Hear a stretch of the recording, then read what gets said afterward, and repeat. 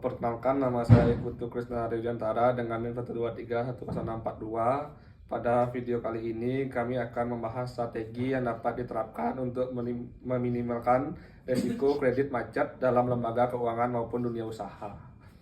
Kredit macet merupakan salah satu permasalahan serius karena berkaitan langsung dengan keberlangsungan operasional dan kesehatan keuangan perusahaan. Kondisi ini terjadi ketika debitur tidak mampu memenuhi kewajiban pembayaran pokok maupun bunga sesuai dengan perjanjian yang telah disepakati. Apabila kredit macet tidak dikelola dengan baik, dampaknya bisa sangat luas, mulai dari terganggunya arus kas perusahaan, meningkatnya biaya percadangan kerugian, hingga menurunnya tingkat kepercayaan terhadap lembaga keuangan. Dalam skala yang lebih besar, tingginya kredit macet juga dapat mempengaruhi stabilitas sistem keuangan secara keseluruhan. Oleh karena itu, diperlukan strategi yang komprehensif dan keberlanjutan untuk mengendalikan risiko kredit macet.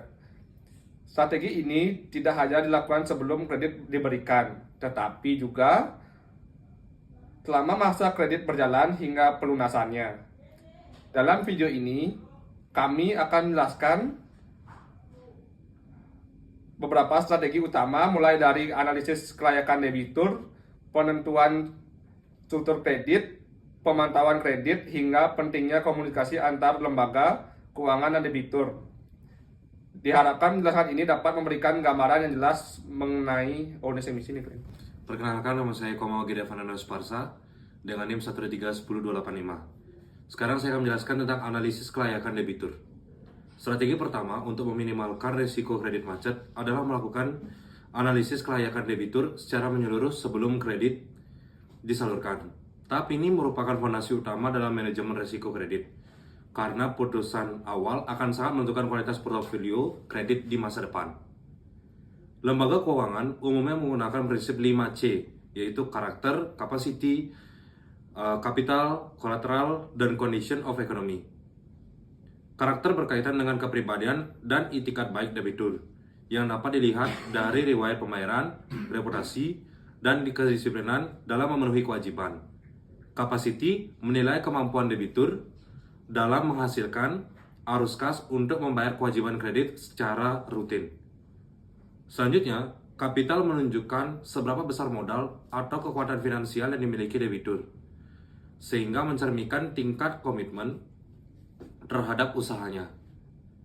Kolateral atau agunan berfungsi sebagai pengaman apabila debitur mengalami gagal bayar. Sementara itu, condition of economy mempertimbangkan kondisi ekonomi dan sektor usaha debitur. Apakah memiliki prospek yang stabil atau justru beresiko tinggi? Dengan melakukan analisis kelayakan secara cermat dan objektif, lembaga keuangan dapat mengurangi kemungkinan memberikan kredit kepada debitur yang beresiko tinggi, sehingga potensi terjadi kredit macet dapat ditekan sejak awal. Perkenalkan, nama saya Kada Agus Rumayoga, NIM 1231061. Di sini selanjutnya ada penentuan syarat dan struktur kredit. Strategi kedua adalah menetapkan syarat dan struktur kredit yang sesuai dengan kondisi dan kemampuan debitur. Struktur kredit yang tepat akan membantu menciptakan keseimbangan antara kepentingan lembaga keuangan dan kemampuan debitur dalam memenuhi kewajibannya. Jumlah kredit yang diberikan harus disesuaikan dengan kebutuhan real dan kapasitas keuangan debitur, bukan semata-mata berdasarkan permintaan. Selain itu, jangka waktu kredit atau tenor perlu ditentukan secara realistis agar cicilan yang dibebankan tidak terlalu berat. Penetapan suku bunga juga harus mempertimbangkan tingkat risiko kredit, kondisi pasar, serta kemampuan debitur. Keberadaan jaminan atau agunan menjadi faktor penting dalam struktur kredit, terutama untuk kredit dengan nilai besar atau risiko tinggi. Agunan tidak hanya berfungsi sebagai alat pengaman, tetapi juga sebagai bentuk komitmen debitur terhadap kewajibannya. Selain itu, perjanjian kredit perlu disusun secara jelas dan transparan agar kedua belah pihak memahami hak dan kewajiban masing-masing. Dengan struktur kredit yang dirancang secara hati-hati dan proporsional, risiko gagal bayar dapat dikurangi, sekaligus memberikan ruang bagi debitur untuk menjalankan usahanya secara berkelanjutan. Perkenalkan, nama saya Kada Aditya Ganendra Davana dengan NIM 123-10723. Selanjutnya, saya akan membahas pemantauan dan pengawasan kredit. Strategi selanjutnya adalah melakukan pemantauan dan pengawasan kredit secara berkala.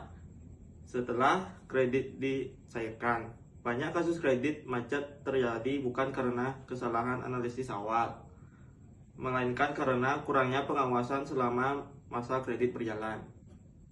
Lembaga keuangan perlu memantau kondisi keuangan dan perkembangan usaha debitur secara rutin, baik melalui laporan keuangan, kunjungan lapangan, maupun komunikasi langsung.